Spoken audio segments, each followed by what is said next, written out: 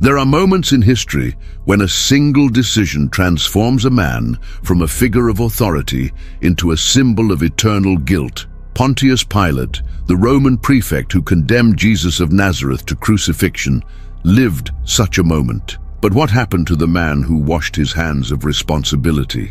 What horrors awaited him after that fateful decision?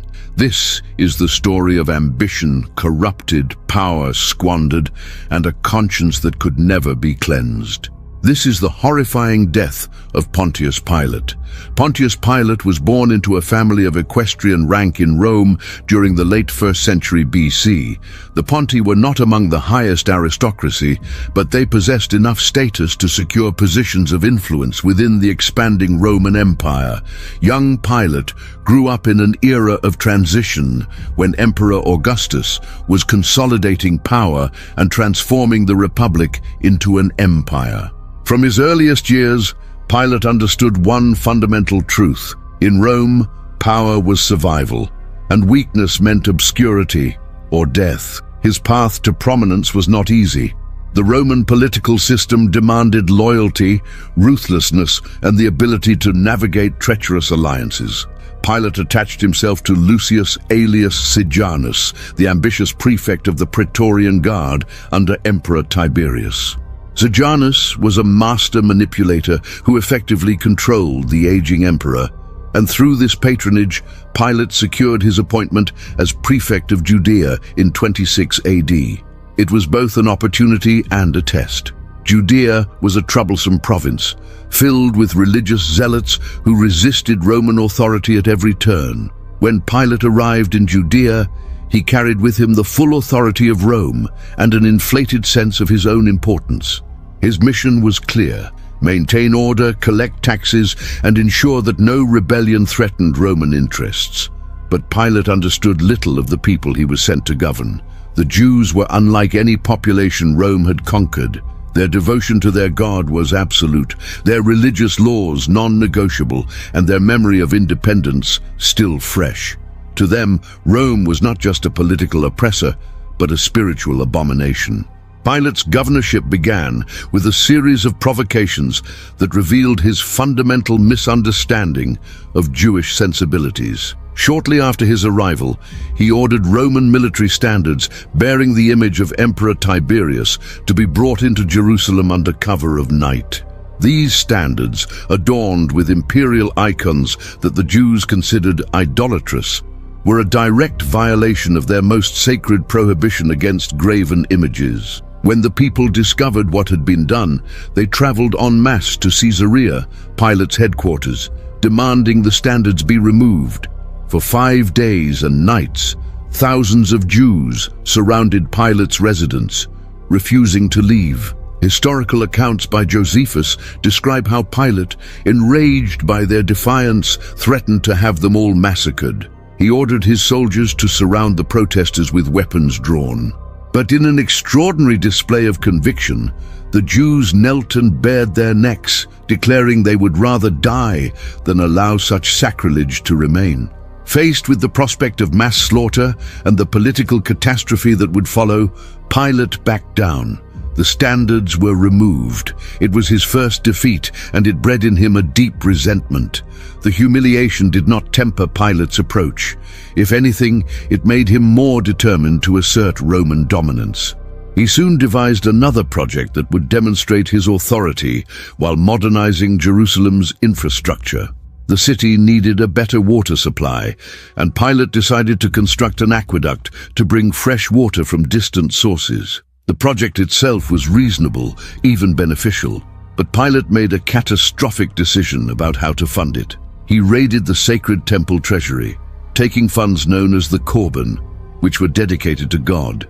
To the Jewish population, this was not merely theft, but blasphemy of the highest order.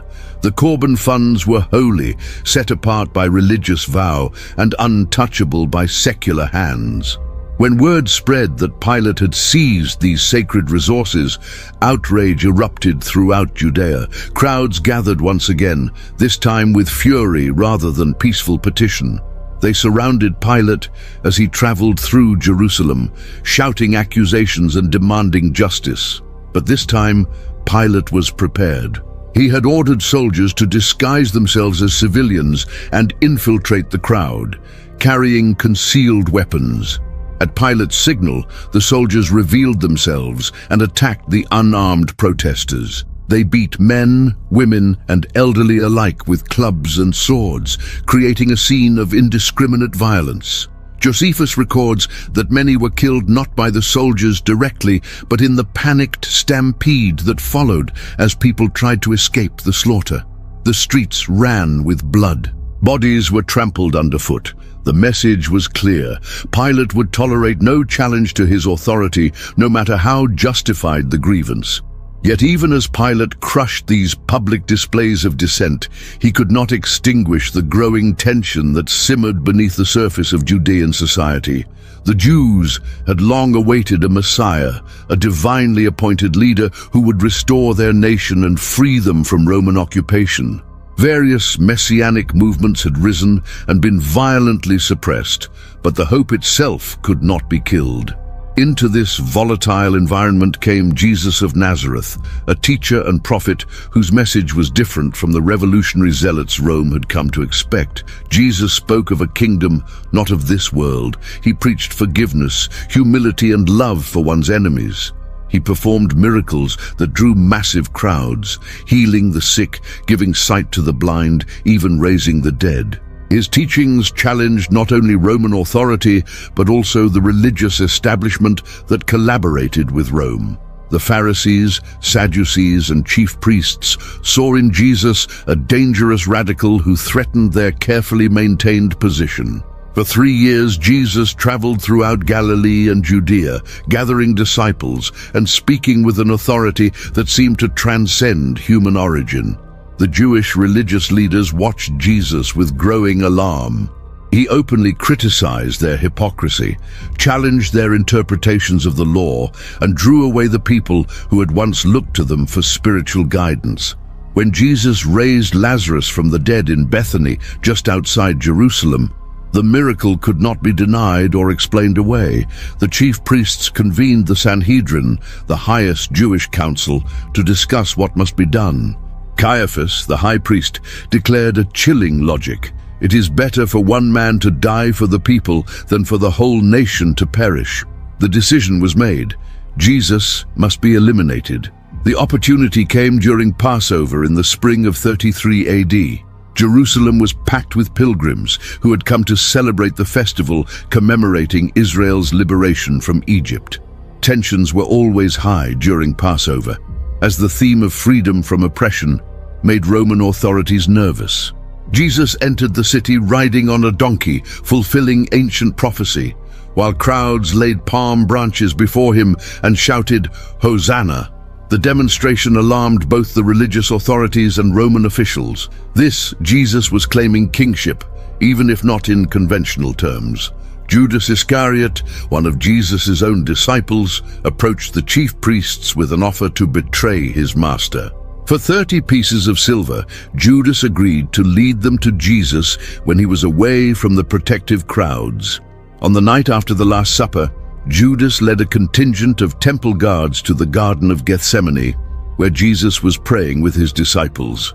With a kiss, a gesture of friendship turned into an act of betrayal, Judas identified Jesus. The guards seized him, and his disciples fled into the darkness. Jesus was brought first before the Sanhedrin in the dead of night, in a trial that violated numerous principles of Jewish law. Witnesses gave contradictory testimony. The proceedings were rushed and irregular. But when Caiaphas asked Jesus directly if he was the Messiah, the Son of God, Jesus answered affirmatively. For the Jewish leaders, this was the blasphemy they needed.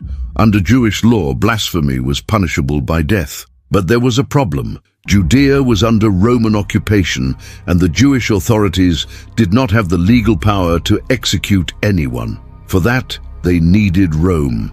They needed Pontius Pilate. As dawn broke on the day that would change history, Jesus was dragged before Pilate at the Praetorium, the Roman governor's residence in Jerusalem. The chief priests and elders presented their case, but they carefully reframed their accusations. Before Pilate, They did not charge Jesus with blasphemy, a religious offense that would mean nothing to a Roman.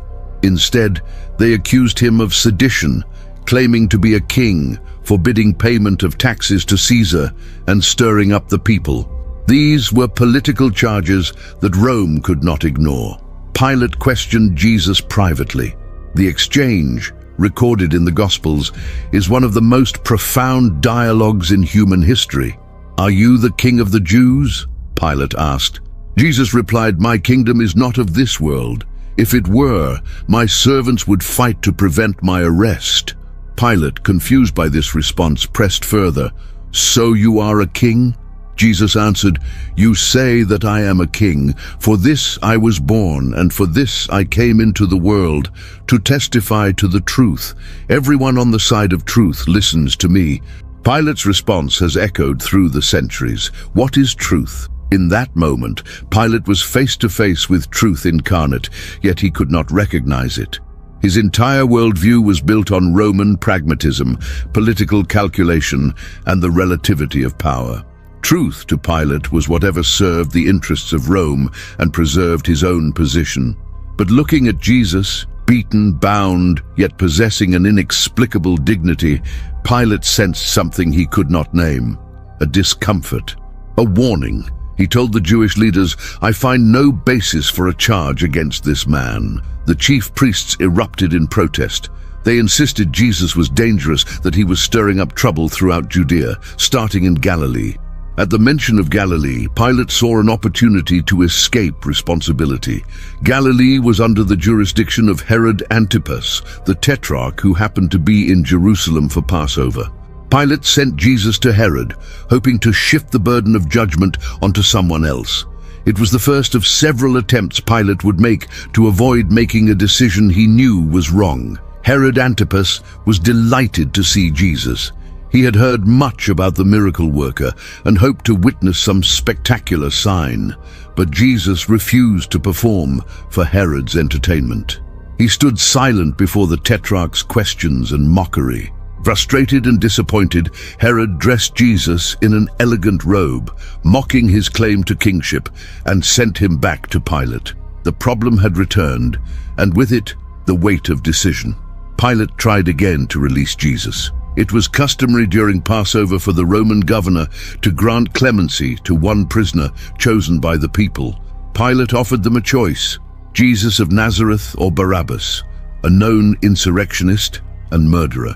Surely, Pilate thought, the people would choose to free the teacher who had healed and help them rather than a violent criminal. But the chief priests moved through the crowd, stirring them up, instructing them what to demand. When Pilate asked the crowd whom they wanted released, they shouted with one voice, "Barabbas!" Pilate was stunned. "What shall I do then with Jesus who is called the Messiah?" he asked. The crowd roared back, "Crucify him!" Pilate protested, "Why? What crime has he committed?" But the mob's frenzy was building, their voices growing louder and more threatening. They began to chant, "Crucify! Crucify! Crucify!" The sound must have been deafening, terrifying in its unified bloodlust. Pilate felt control slipping away. He feared a riot, feared the report that would reach Rome if violence erupted during Passover. His political survival depended on maintaining order. During this chaos, Pilate received an unexpected message. His wife, Claudia Procula, sent word to him from her chambers. "Don't have anything to do with that innocent man, for I have suffered a great deal today in a dream because of him." Ancient sources suggest that Claudia had been troubled by vivid, disturbing visions about Jesus.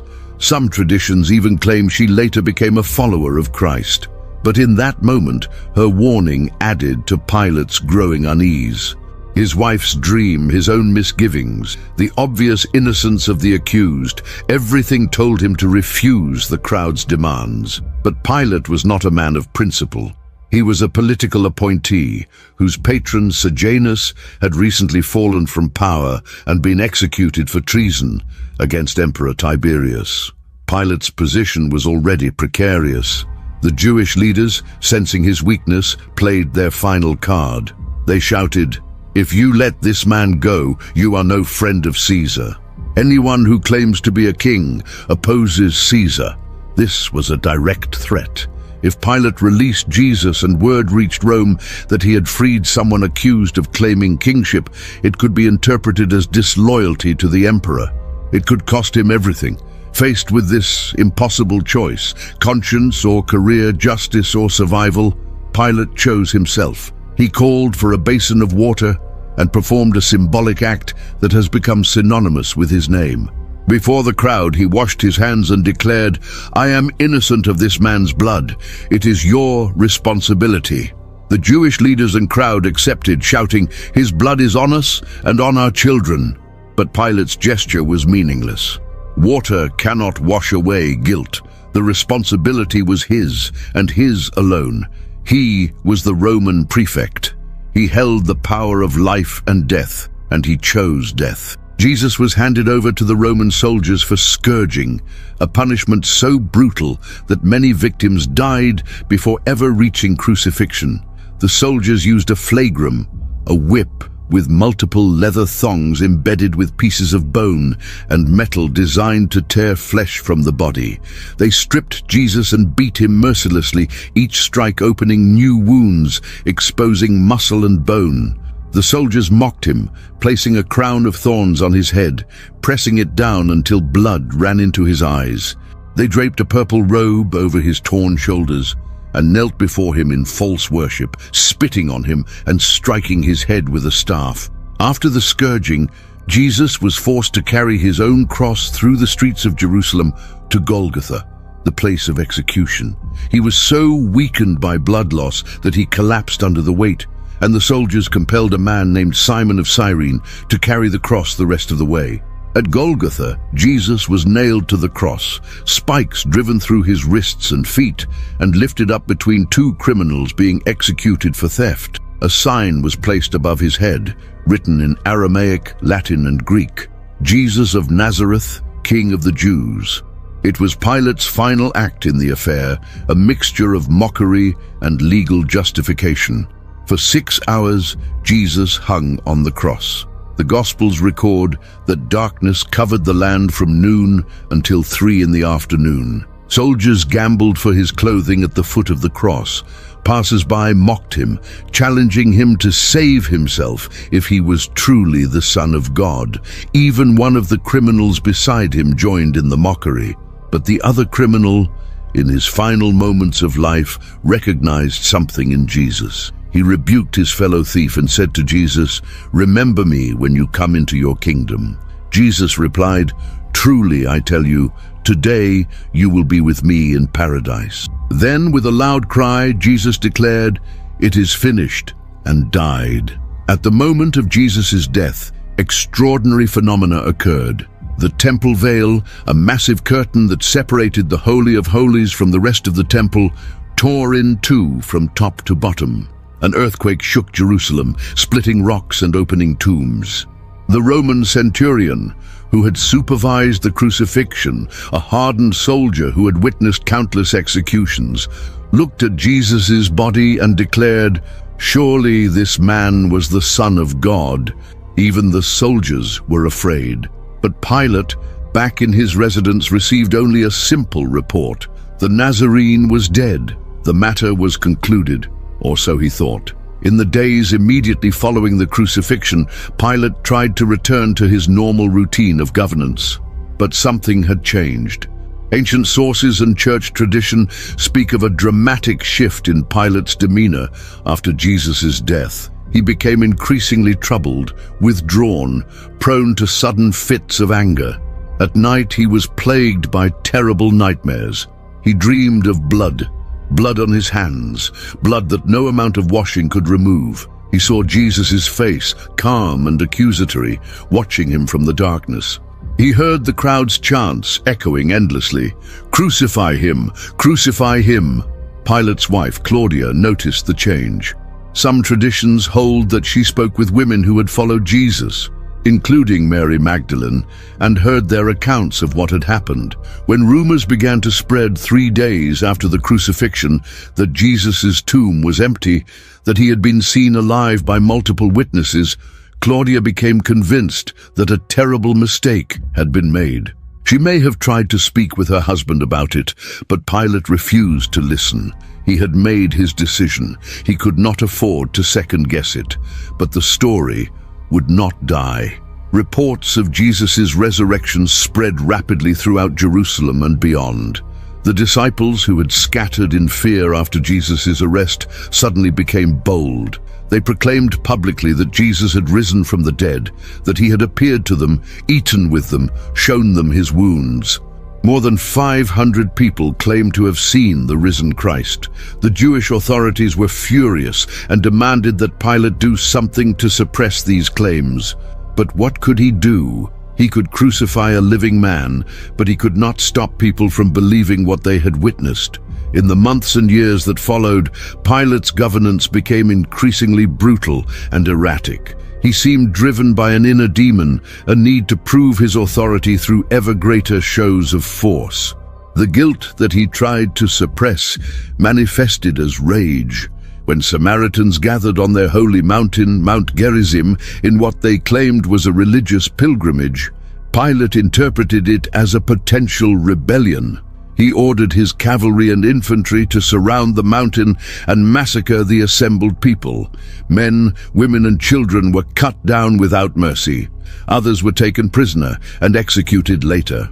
The Samaritan massacre proved to be Pilate's final act as prefect. The Samaritan council sent a delegation to Vitellius, the Roman legate of Syria and Pilate's superior, complaining about the governor's excessive cruelty. This was not the first complaint against Pilate. There had been numerous reports of his provocative behavior and violent suppression of the populace. Vitellius, recognizing that Pilate had become a liability, ordered him to return to Rome to answer before Emperor Tiberius for his conduct. For Pilate, this was catastrophic. He was being recalled in disgrace, his career in ruins. The journey to Rome must have been agonizing. Pilate knew that his patron Sejanus was dead, executed for treason years earlier. He had no powerful allies left to defend him. His record as prefect was marked by controversy and conflict. The one decision that would have been most defendable, executing a potential rebel claiming to be a king, had somehow become his greatest vulnerability. As Christianity began to spread throughout the Roman Empire, Pilate's name was mentioned in connection with Jesus' death. He was becoming infamous. When Pilate arrived in Rome in 37 AD, he discovered that Emperor Tiberius had died shortly before his arrival. The new emperor Caligula had no personal connection to Pilate and no reason to show him favor. Without a trial, without an opportunity to defend himself, Pilate was stripped of his position and his property. Some accounts suggest he was imprisoned briefly. Others say he was simply dismissed and told never to return to public service. Either way, the man who had once wielded the power of life and death over an entire province was now powerless and disgraced. Pilate's fall was complete. He was exiled to Gaul, modern-day France, to a city called Vienne, far from Rome, and farther still from the lands where he had once commanded legions. Here, in obscurity and poverty, Pilate lived out the remainder of his days. He had no official duties, no authority, no purpose. He was a forgotten man, an embarrassment to Rome, a cautionary tale of how not to govern a difficult province. But he could not escape the memory of that morning when he had stood face to face with Jesus and chosen to condemn an innocent man. In exile, Pilate began to hear more about the movement that Jesus had started. Christianity was spreading with surprising speed throughout the Roman world. Despite persecution, despite mockery, despite the fact that their founder had been executed as a common criminal, the followers of Jesus multiplied. They spoke of him as risen, as Lord, as the salvation of the world. They performed acts of charity, cared for the poor and sick, and died bravely rather than renounce their faith. And in their sacred texts, in the creed they recited, Pilate's name appeared. Jesus suffered under Pontius Pilate. That phrase haunted Pilate more than any nightmare. His name was not attached to any great military victory, any architectural achievement, any wise policy. Instead, it would forever be linked to the execution of a man he had known was innocent. Generation after generation would say his name in connection with the greatest injustice in human history. He had tried to wash his hands of responsibility, but history would not let him. His name became synonymous with moral cowardice, with the failure to stand for truth when it mattered most. According to some traditions, Pilate received visitors in his exile. One was a Roman centurion who had been present at the crucifixion, possibly the same centurion who had declared Jesus to be the Son of God. The centurion told Pilate what he had witnessed, not just the death, but the resurrection, the empty tomb, the appearances to the disciples. He testified to the transformation he had seen in the followers of Jesus, how fear had been replaced by joy, doubt by certainty. He may have told Pilate that he himself had become a believer. This testimony shook Pilate deeply. Another visitor was Nicodemus, a member of the Sanhedrin who had secretly followed Jesus and had helped bury his body after the crucifixion. Nicodemus could testify to the reality of Jesus' death and the mystery of the empty tomb. He spoke to Pilate about Jesus' teachings, about the kingdom that was not of this world, about forgiveness of sins and eternal life. For the first time, Pilate began to truly consider what he had done, not just politically, but spiritually. He'd condemned not merely an innocent man, but the Son of God. Some historical sources, particularly the writings of early church fathers, suggest that in his final years, Pilate underwent a profound transformation. He began to write letters and memoirs, documents that did not survive but were referenced by other writers. In these texts, Pilate reportedly acknowledged his guilt, confessed his cowardice, and expressed belief in Jesus as the Messiah. He wrote that truth was not a concept that could be grasped by power or politics, but a person he had met and failed to recognize. Eusebius, the early church historian, records that Pilate fell into great calamities and was forced to become his own executioner and his own avenger. This cryptic statement has been interpreted as referring to suicide, a common Roman response to disgrace.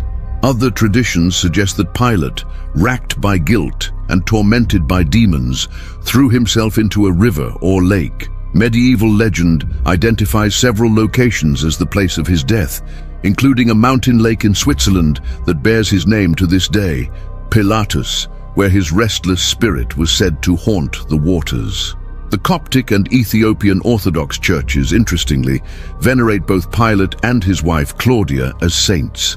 According to these traditions, Pilate eventually converted to Christianity and died as a believer, his earlier sin forgiven through genuine repentance.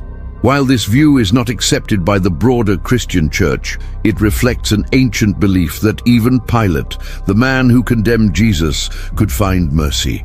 It speaks to the radical nature of Christian forgiveness, that no sin is beyond redemption if the sinner truly repents. Whether Pilate died in despair or in hope, by his own hand or by natural causes, his death occurred around 39 or 40 AD, less than a decade after the crucifixion. He was not yet old, perhaps in his 50s, but the years since Jesus' execution had aged him terribly. The man who had once been arrogant and self-assured died broken, haunted by a decision he could never undo. His last words, if recorded, have not survived, but the silence itself speaks volumes. What could he say that would matter? What defense could he offer? The manner of Pilate's death has been debated for 2 millennia, but the truth may be simpler and more terrible than any legend. Perhaps he did not die dramatically. Perhaps he simply wasted away in exile, his body worn down by guilt, his mind tormented by memories, his spirit crushed by the weight of what he had done. Perhaps he died alone, unmourned, unnoticed. A fitting end for a man who had tried to avoid responsibility but found it inescapable. In life, he had possessed great power. In death, he had nothing but his guilt and his infamy. The legacy of Pontius Pilate is unique in human history. Few individuals are remembered solely for a single decision, and fewer still have their names recited by billions of people across centuries in connection with that decision. Every time the Apostles' Creed is spoken in churches around the world, suffered under Pontius Pilate, his name is invoked. Not as a hero, not as a villain exactly, but as a symbol. He represents the failure of human justice, the compromise of conscience, the choice of expedience over righteousness. Pilate's story is a warning. He was not a monster. He was an ordinary man of his time, concerned with his career, his reputation, his survival. He followed the rules of Roman politics, which valued stability and loyalty to the emperor above abstract concepts like justice or truth. When faced with a choice between doing what was right and doing what was safe, he chose safety. When confronted with truth incarnate, he asked cynically, "What is truth?" and turned away without waiting for an answer. His tragedy was not that he was uniquely evil, but that he was ordinarily weak. The question Pilate asked, "What is truth?" has become one of the most famous questions in literature and philosophy. It encapsulates the postmodern dilemma, the relativistic worldview that sees truth as subjective, power as the ultimate reality, and self-interest as the only reliable guide. But Pilate asked this question while standing in front of Jesus, who had just declared, "I am the way, the truth, and the life." Truth was not an abstract concept to be debated. It was a person to be recognized, followed, or rejected. The modern world often looks at Pilate with a mixture of contempt and recognition. We condemn his cowardice, yet we understand his dilemma. How many times have we faced situations where doing the right thing would cost us professionally, socially, or personally? How often have we washed our hands of responsibility, convinced ourselves that we were not really to blame, that we were just following orders or going along with the crowd? In this sense, every person who has ever chosen expedience over principle has something of Pilate in them. But Pilate's story also offers a strange kind of hope. If the traditions of his late repentance are true, then even he, the man who condemned the Son of God to death, could find forgiveness. The Christian message is that no sin is unforgivable if the sinner genuinely repents. The thief on the cross beside Jesus received a promise of paradise in his final moments. Peter, who denied Jesus 3 times, was restored and became the rock on which the church was built. If Pilate, in his exile and brokenness, turned to the man he had condemned and asked for mercy, would that mercy be denied? We cannot know with certainty what Pilate's final thoughts were as death approached. Did he die in despair, believing his guilt was too great for any forgiveness? Did he die in hope, clinging to the possibility that the man he had condemned might also be the man who could save him? Or did he die in defiance, refusing to acknowledge any guilt, maintaining to the end that he had only done what was necessary? The historical record is silent, and silence can be interpreted in many ways. What we do know is that Pilate's name has been spoken more times in the last 2,000 years than the names of emperors, generals, and philosophers who seemed far more significant in their own time. Tiberius, Caligula, and countless other Roman rulers have faded into historical obscurity, remembered primarily by scholars. But Pilate lives on in the collective memory of humanity, his name attached forever to the most pivotal event in Christian history. He achieved a kind of immortality, but not the kind any person would desire. The death of Pontius Pilate, whether by suicide, illness, or old age, was not just the end of a life. It was the closing of a chapter in a larger story, the story of how humanity responds when confronted with divine truth. Pilate was given a choice that few people ever face so starkly: to stand with truth or against it, to risk everything for justice, or to save himself by compromising. He chose compromise, and the choice destroyed him. Not immediately, not in a single moment, but gradually, like water wearing away stone. In the end, Pontius Pilate discovered what countless others have learned before and since. You cannot wash your hands of guilt. You cannot avoid responsibility for the consequences of your choices. You cannot serve both truth and expediency, both conscience and ambition. The basin of water he used to symbolically cleanse himself became instead a symbol of his condemnation. Every time Christians throughout history have recounted the Passion narrative, they have repeated his name as the man who sentenced innocents to death. His attempt to absolve himself became the very thing that condemned him to eternal infamy. This is the horrifying truth about Pontius Pilate's death. It was not his physical death that was horrible, but his spiritual and moral death that began the moment he condemned Jesus and continued until he drew his last breath. He died as he had lived in his final years, tormented by guilt, haunted by memories, isolated from peace. Whether his final moment brought repentance and redemption or despair and damnation, we cannot know. But we can know this: his story serves as an eternal warning about the cost of cowardice and the weight of a single decision.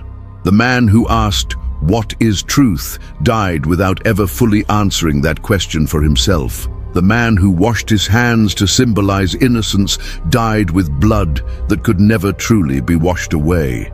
The man who wielded the power of life and death discovered that some decisions have consequences that outlast empires and echo through eternity. Pontius Pilate's death was horrible, not because of how he died, but because of what he died knowing, that he had stood at the hinge point of history and chosen wrong. The psychological torment that Pilate experienced in his final years was documented by several early Christian writers who saw in his suffering a form of divine justice. Tertullian, writing in the 2nd century, claimed that Pilate had become a Christian in his conscience, even if he never publicly professed the faith. This suggests that Pilate spent his exile not in denial, but in agonizing awareness of what he had done. He could not escape into the comfortable fiction that he had merely been doing his duty. The truth had found him, even if he had once turned away from it. The nights must have been the worst. Ancient sources speak of Pilate's sleeplessness, his pacing through the halls of whatever modest dwelling he occupied in Gaul. He would wake screaming from nightmares, drenched in sweat, convinced he could still hear the sound of hammers driving nails into wood, still see Jesus' eyes looking at him with that mixture of sorrow and understanding. His servants, if he had any left, would have heard him muttering to himself, rehearsing arguments and justifications that convinced no one, least of all himself. Some traditions hold that Pilate attempted to write a full account of the trial and crucifixion, perhaps hoping to explain his actions or to set the record straight. These writings, if they ever existed, were lost to history, but fragments and references in early Christian literature suggest that Pilate's version of events was markedly different from the confident, dismissive tone he had shown during the actual trial. In his writings, he allegedly admitted that he had known Jesus was innocent, that he had felt compelled by forces beyond his control, that he had been a coward when courage was most needed. The isolation of exile was its own form of torture for a man like Pilate, who had once commanded legions and governed provinces. In Judea, he had been surrounded by advisors, soldiers, servants, and petitioners. He had been someone. In Gaul, he was no one. A disgraced former official with no influence, no prospects, and a name that was becoming increasingly infamous as Christianity spread. The Romans who knew his identity avoided him, not wanting to be associated with his disgrace. The Christians who heard his name spoke it with a mixture of anger and pity. There is a haunting account, preserved in apocryphal texts, of Pilate attending a gathering where Christians were meeting secretly. Whether this actually happened or is merely legend, the story captures something essential about his condition. According to the tale, Pilate entered the assembly disguised, hoping to hear what was being said about Jesus. He listened as they recounted the Passion narrative, and when they reached the part about his judgment and the washing of hands, he could bear it no longer. He stood up, revealed himself, and asked if there could be forgiveness even for him. The response, according to the story, was silence. Not rejection, but an awed silence at the magnitude of what he was asking. The concept of forgiveness was foreign to Pilate's Roman worldview. Romans believed in honor, duty, and the favor of the gods, which could be earned through proper rituals and sacrifices. But Christianity preached something radically different, that forgiveness was not earned, but given freely to those who genuinely repented, that the greatest sinners could be saved by grace rather than by their own merit. For a man like Pilate, trained in Roman law and philosophy, this was almost incomprehensible. How could the murder of God himself be forgiven? And yet, Christians claimed that this was precisely why Jesus had come, to offer forgiveness to the unforgivable. We can imagine Pilate in his final months, perhaps bedridden with illness, perhaps simply worn out by the weight of his guilt and the passage of time. His body, once strong and commanding, had become frail. His mind, once sharp and calculating, now wandered between past and present. He would drift between moments, sometimes believing he was back in Jerusalem, standing before Jesus, being given another chance to make a different choice. He would reach out his hands, looking at them in the dim light, turning them over and over, still seeing blood that no one else could see. The accounts of Pilate's final days vary, but they share a common theme. A man confronting the ultimate questions of existence with no comfortable answers. Did God exist? Clearly, yes. Pilate had met him, judged him, killed him. Did that God offer mercy? This was the question that tormented Pilate. Christian teaching said yes, but Pilate could not comprehend how mercy could extend to him. The thief on the cross had recognized Jesus' innocence and defended him. Pilate had known Jesus was innocent and condemned him anyway. The difference seemed insurmountable. According to the medieval Mors Pilati, Death of Pilate, a legendary account that circulated widely in Europe, Pilate's body could find no rest even after death. The story claims that when he died, whether by suicide or natural causes, his body was cast into the Tiber River in Rome, but the waters became troubled and violent, disturbed by evil spirits, causing such destruction that the Romans removed the body and sent it elsewhere. It was taken to Vienne in Gaul, where the same thing happened. Finally, it was cast into a deep lake in the Swiss Alps, where the waters were said to rage whenever anyone approached. While this legend is not historical fact, it reflects a deeper truth about how Pilate was perceived in the medieval imagination. As a man who could find no peace, even in death. The restless waters symbolized the restless conscience, the inability to escape judgment, the eternal consequence of moral failure. Whether Pilate's actual body rests in a marked grave or was lost to history, his story suggests that some decisions create ripples that never stop spreading, disturbances that never settle. But there is another tradition, preserved primarily in the Ethiopian Orthodox Church, that offers a different ending to Pilate's story. In this version, Pilate did not die in despair, but in hope. After years of torment and reflection, he came to genuine faith in Jesus as the Messiah. He confessed his sin, not just intellectually, but from the depths of his soul. He wrote letters to Christian communities, asking for their prayers, acknowledging his guilt, and testifying to what he had witnessed during the trial. In this tradition, Pilate died as a believer. His last words, a prayer for mercy. This tradition is not widely accepted in Western Christianity, but it raises a profound question. Is anyone beyond redemption?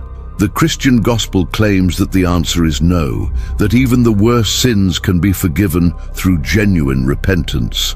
If this is true, then Pilate's damnation is not inevitable.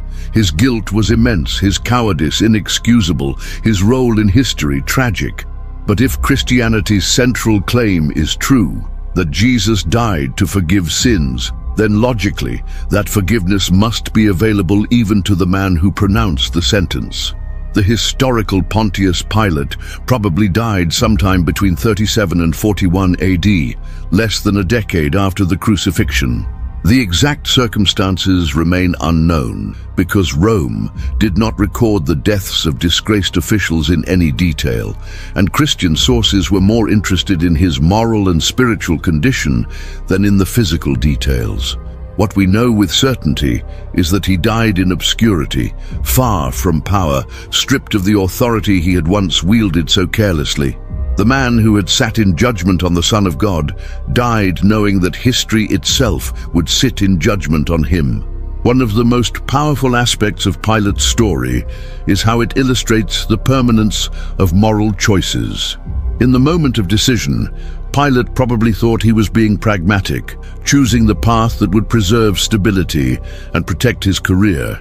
He had no way of knowing that the man he condemned would be worshipped by billions, that his religion would eventually become the official faith of the Roman Empire itself, that his name would be spoken in every language on earth. Pilate made a calculation based on the immediate political situation, but he was actually making a decision that would echo through eternity.